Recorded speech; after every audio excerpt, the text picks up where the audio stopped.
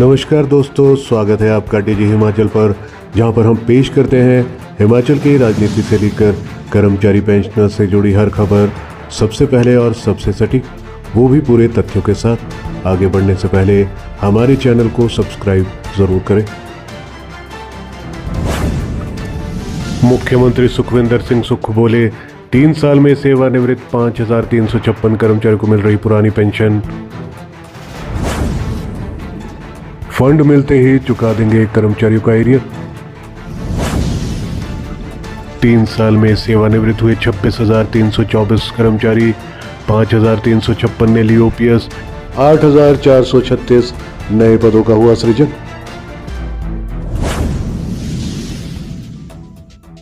मुख्यमंत्री सुखविंदर सिंह सुक्खू ने कहा है कि हिमाचल में ओपीएस बहाली के बाद केंद्र सरकार ने कई आर्थिक बंदिशें लगा दी है। उन्होंने कहा कि 3 साल में सेवानिवृत्त हुए 5,356 कर्मचारियों को पुरानी पेंशन का लाभ मिला है।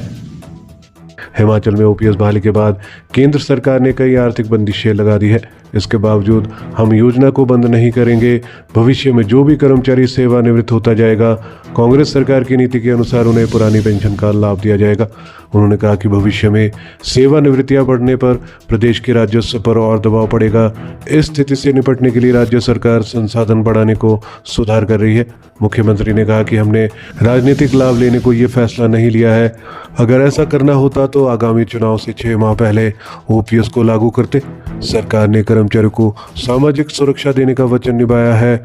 उधर नेता प्रतिपक्ष जयराम ठाकुर ने सवाल से जुड़ी विस्तृत जानकारी नहीं मिलने को सदन का अपमान बताया है। वीरवार को प्रश्नकाल के दौरान मुख्यमंत्री ने कहा है कि सरकार ने अपनी पहली कैबिनेट बैठक में लगभग 1,36,000 कर्मचारियों को पुरानी पेंशन देने का फैसला किया था। ये फैसला लेने से केंद्र सरकार की ओर से करीब 1,600 करोड़ रुपए का अतिरिक्त ऋण मिलता था, वह बंद हो गया। उन्होंने कहा कि सरकार के कार्यकाल में जितने भी कर्मचारी लगे हैं और आने वाले समय में जो भी कर्मचारी लगेंगे, उन सभी को पुरानी पेंशन मिलेगी। मुख्यमंत्री ने कहा है कि सरकार ने मानवीयता, संवेदनशीलता और सामाजिक सुरक्षा की दृष्टि से ओपीएस देने का फैसला लिया है। पूर्व की भाजपा सरकार ने चुनाव के वक्त जून 2022 में 5,000 करोड़ रुपए बांटे थे। हमारी सरकार ने ऐसा नहीं किया। पहली गारंटी को पहली कैबिनेट में पूरा किया है। फंड मिलते ही चुका देंगे कर्मचारियों का एरियर। मुख्यमंत्री ने बताया कि जो सरकारी कर्मचारी और अधिकारी एनपीएस से ओपीएस में शिफ्ट हुए हैं, उनका ईपीएफ के रूप में जो शेयर है वह उनके पेंशन फंड में है। हमने बार बार वित्त मंत्रालय को पत्र लिखा है कि हमें उस पेंशन फंड को वापस किया जाए। जिस कर्मचारी को ओपीएस का लाभ मिलेगा, उसका फंड प्रदेश के सरकारी खजाने में जमा करवाना होगा। करीब 10,000 करोड़ रुपए हमारा एनपीएस का शेयर जो पेंशन फंड में है, उसे शेयर मार्केट में लगाया जा रहा है। अभी ये फंड नहीं मिला है। जैसे ये फंड हमें मिल जाएगा तो कर्मचारियों का शेष एरियर चुका दिया जाएगा। मुख्यमंत्री ने सदन में बताया कि 30 दिसंबर 2022 से 31 अक्टूबर 2025 तक लगभग 26,324 कर्मचारी सेवानिवृत्त हुए हैं। इनका वर्षवार ब्यौरा इस प्रकार से है। 2022-23 में 7,053 कर्मचारी ओपीएस के तहत रिटायर हुए, जबकि 2,445 वह कर्मचारी थे जो एनपीएस से ओपीएस में आए थे। यानी कि 2023-24 में 9,498 कुल कर्मचारी रिटायर हुए हैं। 2023-24 में 7,217 ओपीएस के तहत तथा 2,604 एनपीएस से ओपीएस में आकर रिटायर हुए हैं, जो कि पूरा आंकड़ा 9,821 बनता है। वहीं पर 25-26 की बात करें तो 6,698 कर्मचारी ओपीएस से तथा 307 ऐसे कर्मचारी जो एनपीएस से ओपीएस में आए हैं, यानी कि कुल मिलाकर 7,005 कर्मचारी ओपीएस से रिटायर हुए हैं, जो कि पूरा आंकड़ा 26,324 बनता है। इनमें से 5,356 सेवानिवृत्त कर्मचारी ऐसे हैं जो एनपीएस से ओपीएस में आए हैं। वहीं पर अन्य 21,000 कर्मचारी वे कर्मचारी हैं जो ओपीएस के तहत ही रिटायर हुए हैं। इसके साथ ही जयराम ठाकुर ने प्रश्न किया था कि क्या इसमें वित्तीय स्थिति घटी है या बढ़ी है, इस पर भी स्थिति स्पष्ट की जाए। इसमें कर्मचारियों को कितना लाभ हुआ है। जयराम ठाकुर ने कहा कि चुनाव में तो गारंटी दी गई थी, तो ये निर्णय पूर्ण रूप से राजनीतिक रूप से प्रेरित था। उन्होंने कहा कि एक अन्य सवाल पर अधूरी जानकारी दी गई है, जिसमें 8,000 से अधिक पदों को सृजित किए जाने की बात कही गई है। कितने पदों पर नियुक्ति की गई है, इस पर कोई भी जवाब नहीं दिया जा रहा है। वहीं अनुपूरक प्रश्न करते हुए नैना देवी के विधायक रणधीर शर्मा ने कहा है कि ओपीएस लागू करके कर्मचारियों को बहुत बड़ा आर्थिक लाभ देने की बात कही जा रही है, जबकि जो आंकड़ा सामने आया है उसमें 26,324 सेवानिवृत्त हुए कर्मचारियों में से मात्र 5,356 ने ही ओपीएस ली है, जबकि 21,000 कर्मचारी एनपीएस में ही रहना चाह रहे हैं। इसका क्या कारण है? इस संबंध में सीएम सुक्खू ने जवाब दिया है कि 5,356 कर्मचारियों को ओपीएस दी गई है, लेकिन जो अन्य 21,000 कर्मचारी है वह पहले से ही ओपीएस से रिटायर हुए हैं। कर्मचारियों के लिए सदन से बड़ी खुशखबरी, डिप्टी सीएम ने कर दी बड़ी घोषणा। मुकेश अग्निहोत्री बोले, 8 वर्ष का कार्यकाल पूरा करने वाले कर्मचारियों के लिए बनेगी स्थायी नीति। बाकी राय यही है कि 8 साल पे हम जल रक्षक को भी किसी ढंग से पंप अटेंडेंट बना दें। शुक्रवार को सदन में उप मुख्यमंत्री मुकेश अग्निहोत्री ने घोषणा की है कि पैरा पॉलिसी और जल रक्षकों की लंबित मांगों का जल्द स्थायी समाधान होगा। डिप्टी सीएम मुकेश अग्निहोत्री ने इन कर्मचारियों के लिए बड़ी घोषणा की है। पैरा पॉलिसी और जल रक्षकों की लंबित मांगों को जल्द स्थायी समाधान करने के लिए सरकार ने क्या प्लान बनाया है, इसको लेकर डिप्टी सीएम ने सदन में जानकारी दी है। सरकार इन श्रेणियों में लगे कर्मचारियों को उचित वेतन और सरकारी कर्मचारी का दर्जा देने की दिशा में आगे बढ़ रही है। ये जानकारी उप मुख्यमंत्री मुकेश अग्निहोत्री ने शुक्रवार को सदन में नियम 62 के तहत विधायक आरएस बाली के ध्यानाकर्षण प्रस्ताव पर दी। उप मुख्यमंत्री ने कहा कि सरकार संवेदनशील है और चाहती है कि पैरा पॉलिसी कर्मचारी तथा जल रक्षकों को स्थायी व्यवस्था के तहत मुख्य धारा में लाया जाए। उन्होंने कहा कि इन कर्मचारियों के लिए अलग से इंश्योरेंस लागू करने की जरूरत नहीं है, क्योंकि सरकार का उद्देश्य इन्हें पॉलिसी के तहत नियमित ढांचे में सम्मिलित करना है। जल शक्ति विभाग में अब तक 6,220 जल रक्षक भर्ती किए जा चुके हैं। इनमें से 3,486 जल रक्षकों को, जिन्होंने 12 साल की सेवा पूरी कर ली है, उन्हें पंप अटेंडेंट बना दिया गया है। हालांकि अभी भी बड़ी संख्या में ऐसे जल रक्षक हैं जिनकी 12 वर्ष की सेवा पूरी नहीं हुई है और विभाग में पर्याप्त पद उपलब्ध नहीं है। पैरा पॉलिसी से जुड़े मुद्दों पर उन्होंने बताया कि para pump operator, para fitter और पैरा मल्टीपर्पज वर्कर्स का मानदेय कांग्रेस सरकार ने बढ़ाया है। पॉलिसी के अनुसार पैरा पंप ऑपरेटरों के लिए 15% प्रमोशन कोटा और पैरा फिटर के लिए 10% कोटा है, लेकिन पैरा मल्टीपर्पज वर्कर्स के लिए कोई स्पष्ट नीति मौजूद नहीं है। सरकार ने प्रस्ताव भेजा है कि इन्हें बेलदार वर्ग में 10% कोटे के तहत समायोजित किया जाए। उप मुख्यमंत्री ने कहा है कि विभाग की राय में पैरा पॉलिसी और जल रक्षकों को 8 साल से अधिक पैरा श्रेणी में न रखा जाए। 8 साल की सेवा पूरी होने पर इन्हें दैनिक वेतन भोगी यानी कि डेली वेजर बनाया जाए। जल रक्षकों को इसी आधार पर पंप ऑपरेटर बनाने की दिशा में विचार चल रहा है। उन्होंने बताया कि वित्त विभाग चाहता है कि सभी विभागों में इस तरह के कर्मचारियों के लिए एक समान और व्यापक नीति बनाई जाए, ताकि लोक निर्माण, जल शक्ति और अन्य विभाग अलग अलग ना चले। सरकार की मंशा है कि सभी अस्थायी श्रेणियों को एक ही पॉलिसी के तहत नियमितीकरण की दिशा में लाया जाए। में फंसते जाएंगे। हम चाहते हैं कि एक कंक्रीट पॉलिसी प्रदेश में आ जाए कि जो भर्तियां अब तक हो चुकी हैं और जो भी अब तक भर्तियां हो चुकी हैं उनको हम 8 साल पे ले आए कि डेली वेजर बढ़ा दें, और डेली वेजर अगर बन गए तो वो गवर्नमेंट की सर्विस में ठीक ढंग से इंडक्ट भी हो जाएंगे और उनकी सैलरी भी ठीक हो जाएगी। और उसके बाद सरकार को फैसला करना है कि उनको 2 साल के आपने जो नई पॉलिसी आई है जो कॉन्ट्रैक्ट के एवज में लाई गई है, 2 साल में करना है, 1 साल में करना है, जो भी पॉलिसी है उसके तहत उनको, क्योंकि भर्ती का रास्ते अलग हैं, लेकिन अब जो है भर्ती केस में तो सब कहते हैं कि हमें 5,000 में रख दो, 3,000 में रख दो, 2,000 में रख दो। वो आपकी भी यही हालत है, हमारी भी यही हालत है। जब आपकी सरकार है आपको भी कहते हैं आप रखवा दो। जब जब जब रखे जाते हैं फिर उसके बाद ये आ जाती है कि 5,000 में क्या बढ़ेगा, ये शोषण हो रहा है। तो हम इसमें बहुत ज्यादा विवाद में नहीं जाना चाहते कि ठीक है नौकरियों की कमी है, नौकरी हासिल करने के लिए बड़ी भारी प्रतिस्पर्धा है, और इसलिए जैसा भी नौकरी किसी को मिली उसके बाद गवर्नमेंट में उसको कैसे हम सुटेबली एडजस्ट कर सकते हैं, और उसके लिए अब हमें हमारा वित्त विभाग इस पे मंथन कर रहा है कि ये सारी जो भी 5,000 की नौकरियां हैं, 6,000 की नौकरियां हैं, इनको हम किस ढंग से ला सकते हैं। हम अपना पक्ष डिपार्टमेंट का रख रहे हैं और हमारा पक्ष यही है कि 8 साल पे इन सब को जो है परसेंटेज, कोटा परसेंटेज से भी कुछ नहीं बनेगा, कुछ हो जाएंगे रेगुलर, कुछ नहीं होंगे। हमारे पास पोस्टें नहीं है तो कहेंगे जी आपके पास पोस्टें नहीं है, आप जो है अभी रुके रहो, फिर भी लोगों के 12 साल 14 साल हो जाएंगे। तो हमारी सीधी सीधी है कि 8 साल, विभागीय प्रपोजल यही है कि 8 साल पे आप इनको डेली वेजेस ले लो और उसके बाद इनके रेगुलराइजेशन का रास्ता हम तलाश करेंगे। गवर्नमेंट में हमारे पक्ष के पर चर्चा हो रही है और सारे डिपार्टमेंट्स की हो रही है। तो जैसे ही इसका हल निकलेगा, मैं आभारी हूँ माननीय सदस्य का, जो उन्होंने इनके मानवता के पहलू को उजागर करते हुए ये बात उनकी रखी है। रोजाना आप अखबारों में भी पढ़ रहे हैं, रोजाना हमारे फेसबुक पे भी इनके कमेंट्स आते हैं कि हमारी पॉलिसी बनाओ।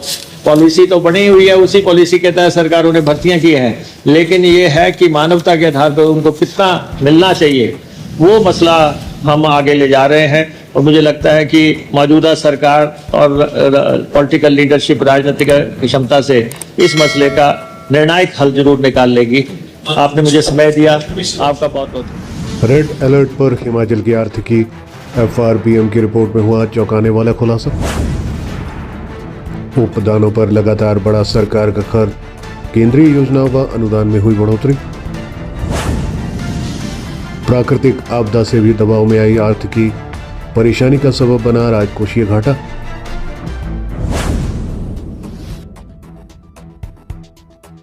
मौजूदा वित्त वर्ष के बजट अनुमानों के अनुसार राज्य को 16,101.10 करोड़ रुपए की राजस्व प्राप्तियों के अनुमान की तुलना में 14,374 करोड़ रुपए रहेंगे। इस तरह राजस्व प्राप्तियों में 1,726 करोड़ रुपए इस वर्ष कमी रहेगी। यह कमी बजट अनुमानों के अनुसार है। हिमाचल प्रदेश राजकोषीय उत्तरदायित्व और बजट प्रबंधन FRBM रिपोर्ट में ये बात सामने आई है। रिपोर्ट के अनुसार राज्य में वेतन व पेंशन का खर्चा लगातार बढ़ रहा है। वेतन पर चालू वित्त वर्ष में 13,837.36 करोड़ रुपए खर्च होने का अनुमान है। बजट में यह अनुमान 14,538 करोड़ रुपए का था। इसी तरह पेंशन पर भी इस वर्ष 10,850 करोड़ रुपए खर्च होंगे। उपदानों पर लगातार बढ़ा सरकार का खर्च। उपदानों पर सरकार का खर्च लगातार बढ़ा है। इस तरह मौजूदा वित्त वर्ष में उपदानों पर 1420 करोड़ रुपए खर्च होने का बजट अनुमान था, लेकिन ये खर्च 2508 करोड़ रुपए पहुंचने का अनुमान लगाया गया है। इस तरह उपदान पर 1088 करोड़ रुपए अधिक खर्च होंगे।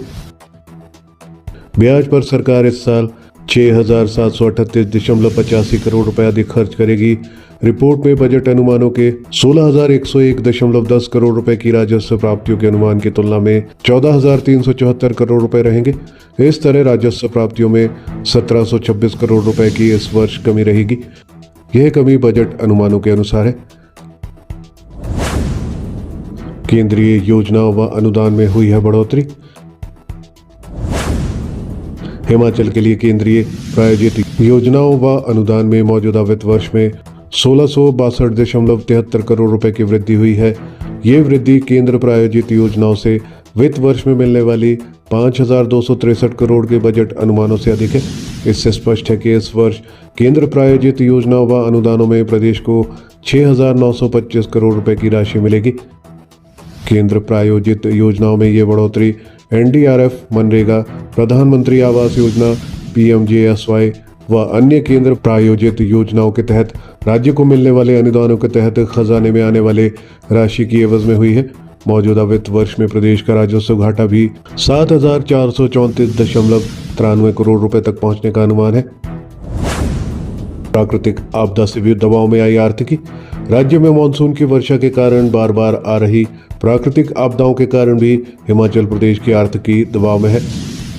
एक और जहां प्राकृतिक आपदाओं से सरकारी कोष पर बोझ बढ़ता जा रहा है, वहीं दूसरी ओर GST दरों में बदलाव व उत्पादन शुल्क प्राप्तियों में भी कमी से अर्थव्यवस्था पर बोझ बढ़ा है। हालत यह है कि वित्त वर्ष में राज्य का राजकोषीय घाटा बजट अनुमानों से प्रस्तावित 10,337.97 करोड़ रुपए के मुकाबले बढ़कर 12,114 करोड़ रुपए तक पहुंचने का अनुमान है। इससे चालू वित्त वर्ष में ही राजकोषीय घाटे में 1776 करोड़ रुपए की और बढ़ोतरी होगी, जो जीएसडीपी के 4.74% के बराबर है। परेशानी का सबब बना राजकोषीय घाटा।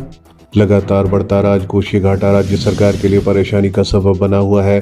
घाटे को पूरा करने व राजस्व बढ़ाने के उद्देश्य से विशेषज्ञों ने प्रदेश में कर व गैर कर राजस्व में बढ़ोतरी का सुझाव दिया है। इस तरह प्रदेश सरकार भी केंद्रीय प्रायोजित स्कीमों व परियोजनाओं के तहत अधिक धन जुटाने का प्रयास करेगी।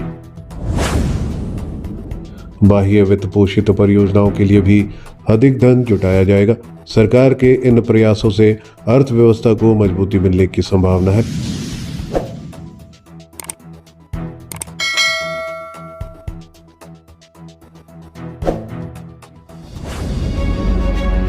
हमारे चैनल पर दी गई सभी जानकारियां विश्वसनीय समाचार पत्रों के माध्यम से एकत्रित कर आपको दी जाती है। हर खबर का लिंक डिस्क्रिप्शन में दिया जाता है। किसी भी खबर की पुष्टि हमारे लिए संभव नहीं है। आप हमारी मेहनत को लाइक, वीडियो को शेयर और चैनल को सब्सक्राइब जरूर करें।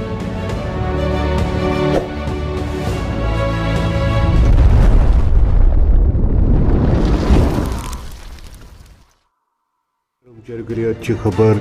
पार्ट टाइम जल रक्षकों को 8 साल की सेवा के बाद डेली वेजेस बनाने का फैसला। हाईकोर्ट का बड़ा आदेश। अंशकालिक आधार पर 8 वर्ष की सेवा पूरी होने पर भी सेवाओं को दैनिक वेतनभोगी के तौर पर परिवर्तित नहीं किया गया है। इसको लेकर हाईकोर्ट ने बड़ा आदेश जारी किया है। हिमाचल प्रदेश हाईकोर्ट में अंशकालिक जल रक्षक की सेवाओं को 8 वर्ष की सेवा पूरी करने के बाद दैनिक वेतनभोगी के तौर पर परिवर्तित करने के आदेश जारी किए गए हैं। हाईकोर्ट के न्यायाधीश न्यायमूर्ति संदीप शर्मा ने यह निर्णय प्रेमलाल द्वारा दायर याचिका की सुनवाई के बाद पारित किया है। याचिका में दिए गए तथ्यों के अनुसार प्रार्थी 1 मई 2012 से अंशकालिक आधार पर जल रक्षक के रूप में कार्यरत है और 5 मई 2020 की नीति के अनुसार अंशकालिक आधार पर 8 वर्ष की सेवा पूरी होने पर उसकी सेवाओं को दैनिक वेतनभोगी के तौर पर परिवर्तित नहीं किया गया है। प्रतिवादियों ने हालांकि अपने जवाबी शपथ पत्र में इस तथ्य को स्वीकार किया है कि प्रार्थी को 1 मई 2012 से जल रक्षक के रूप में अंशकालिक आधार पर नियुक्त किया गया है, लेकिन उसकी सेवा को अंशकालिक से दैनिक वेतनभोगी में परिवर्तित करने की उसकी मांग को इस आधार पर रद्द कर दिया गया कि वह जल शक्ति विभाग का कर्मचारी नहीं है, बल्कि वह ग्राम पंचायत मांगल द्वारा जारी निर्देशों के अनुसार काम कर रहा है। अंशकालिक आधार पर जल रक्षक के पद पर प्रार्थी की नियुक्ति ग्राम पंचायत मांगल और जल शक्ति विभाग के बीच समझौते ज्ञापन के अनुसार है, जिसके तहत ग्राम पंचायत मांगल के अधिकार क्षेत्र में आने वाले कई गांवों में पानी की वितरण आपूर्ति की निगरानी के लिए कई व्यक्तियों को तैनात किया गया है। इसमें कोई विवाद नहीं है कि मानदेय, जिसे अब बढ़ाकर 5,600 रुपये प्रतिमाह कर दिया गया है, वह जल शक्ति विभाग द्वारा दिया जा रहा है। इसमें भी कोई विवाद नहीं है कि ग्राम पंचायतों, पंचायत समिति और जिला परिषदों के सभी अंशकालिक कर्मचारियों को अंशकालिक कर्मचारियों की सेवाओं को दैनिक वेतनभोगी में परिवर्तित करने और नियमितीकरण की अधिसूचना नीति के अनुसार लाभ दिया गया है। पंचायती राज अधिनियम की धारा 135 के मुताबिक ग्राम पंचायत को अंशकालिक चौकीदार नियुक्त करने का अधिकार है, लेकिन वह सक्षम प्राधिकारी के पूर्व अनुमोदन से जल रक्षक, तकनीकी सहायक और पंचायती सहायकों की भी नियुक्ति कर सकते हैं। उन्हें इसकी अनुमति है। कोर्ट ने प्रार्थी की दलीलों पर सहमति जताते हुए याचिका को स्वीकार कर लिया है। प्रतिवादियों को निर्देश दिया गया है कि वे प्रार्थी की सेवाओं को 5 मई 2020 की नीति के अनुसार अंशकालिक से दैनिक वेतनभोगी में तत्काल 8 सप्ताह के भीतर परिवर्तित करें। इसके साथ ही कोर्ट ने स्पष्ट किया है कि वह नियमित तिथि से अपनी सेवाओं को अंशकालिक से दैनिक वेतनभोगी में परिवर्तित करने के कारण याचिकाकर्ता किसी भी वित्तीय लाभ का हकदार नहीं होगा, लेकिन नियत तिथि से उसकी वरिष्ठता नियमितीकरण के उद्देश्य से सुरक्षित रहेगी, जिसका दावा वह बाद में राज्य सरकार द्वारा बनाई गई नियमितीकरण नीति के अनुसार कर सकता है।